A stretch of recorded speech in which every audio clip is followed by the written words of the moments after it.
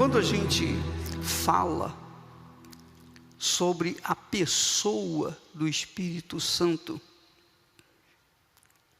quando a gente tenta estimular as pessoas a receberem o Espírito Santo, a investirem tudo que têm, tudo que podem para receberem o Espírito Santo, muitas pessoas não entendem.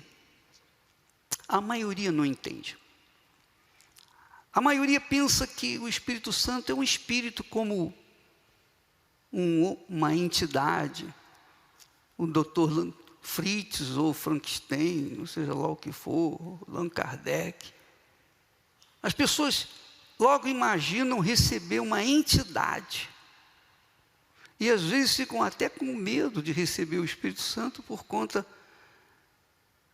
Será que é o Espírito Santo que está vindo sobre mim? Será que se eu abrir o meu coração, eu vou receber mesmo o Espírito Santo? Então a pessoa fica até com receio. Eu tive esse problema inicialmente. Mas, quem é o Espírito Santo? Qual é a função do Espírito Santo? Por que ele veio e ele está entre nós? Nós estamos vivendo na era do Espírito Santo.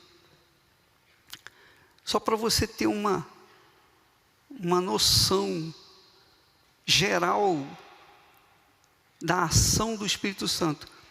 Quando Deus veio ao mundo, quando Ele criou as coisas, quando Ele falou com Abraão, chamou os profetas, os reis, etc., foi o Deus Pai que manifestou-se. Deus Pai.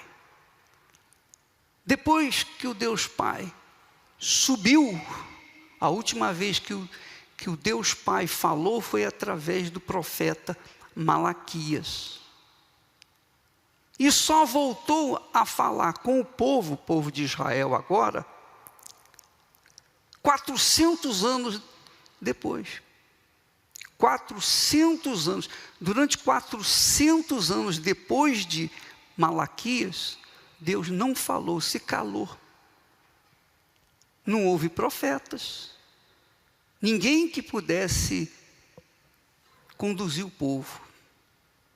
O último foi o profeta Malaquias, porque Deus estava irritado com o seu povo.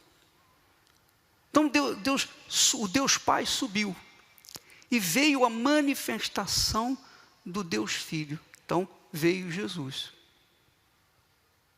Então Deus Pai veio e criou uma nação pela qual viria nascer o seu Filho Jesus, que aconteceu com Israel. Aí veio Jesus e mostrou a glória do Pai. Jesus viveu como servo. Todo o tempo foi servo. Todo o tempo ele viveu despojado 100% da sua divindade. Porque ele era servo agora. Ele veio como servo. Você quer ver alguém que foi servo de Deus, perfeito? Um exemplo de servo foi o Senhor Jesus. Então, ele veio, consumou a obra que lhe foi dada, a missão dele, morreu pelos nossos pecados, ressuscitou no terceiro dia, apareceu para os seus discípulos apóstolos durante 40 dias, e depois, antes de subir aos céus, ele disse: olha, não vou deixá-los órfãos, eu vou enviar da parte do meu Pai um outro Consolador, que estará para sempre convosco. Ele estará para sempre convosco. Ele vos guiará a toda a verdade.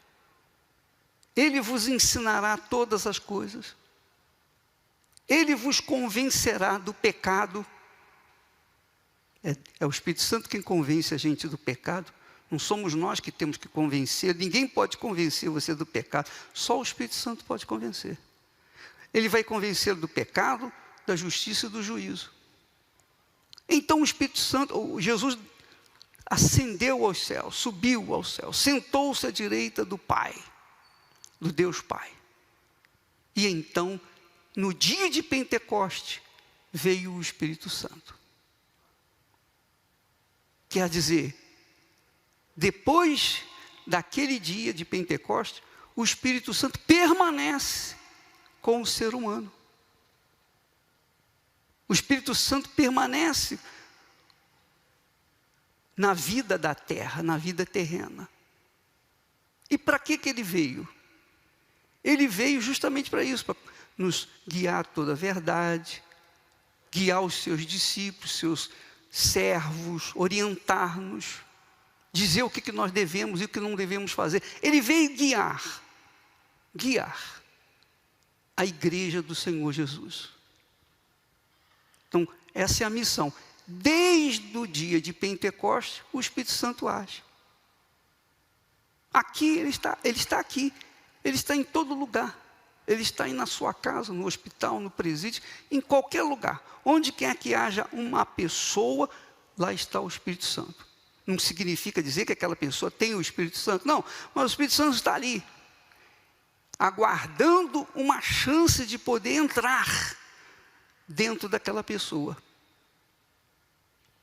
E sobre quem ele vem? Sobre quais pessoas, que tipo de pessoa ele vem?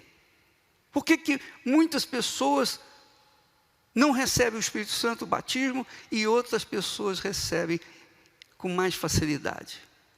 Às vezes a pessoa está lá no pecado, vivendo uma vida desgraçada, mas chega na igreja, 1 mês, 2 meses depois está cheia do Espírito Santo. E a outra está na igreja há anos, 10, 15, 20 anos, e ainda não recebeu o Espírito Santo. Por quê? Que critério Deus tem usado para fazer encher uma pessoa com o Espírito dele? O critério é esse. Ele depende de você. Você já viu um casamento entre 2 pessoas que não concordam entre si? Que não entram em acordo entre si? Você já viu um casamento, o rapaz vai para o altar, puxado por uma corda, igual um burro, você tem que casar. Já viu isso? Já viu uma noiva vindo para a igreja, toda vestida de branco, etc., puxado por uma corda para se casar com a pessoa? Não. Os 2 vão para o altar numa boa, sim ou não? Fazem festa, sim ou não? Testemunhas aos montes, sim ou não? Quer dizer, há uma festança, uma alegria, um prazer naquela cerimônia. Por quê? Porque os 2 estão se casando em plena concordância. Quer dizer, naquele momento, depois um mata o outro, essas coisinhas assim, besteira. Mas é o que tem acontecido. O Espírito Santo é assim, ele é representado pelo homem. E a noiva representa a igreja. Então, ele só entra na sua vida quando há permissão da sua parte. Quando você o convida. Quando você prova para ele que realmente você o quer. Você tem que provar para ele, não é para mim não, é para ele que você o quer. Porque se você não fizer isso, você não vai receber nunca. Você pode ser dizimista, ofertante, você pode fazer o que você quiser. Mas se você não provar para ele que você o quer,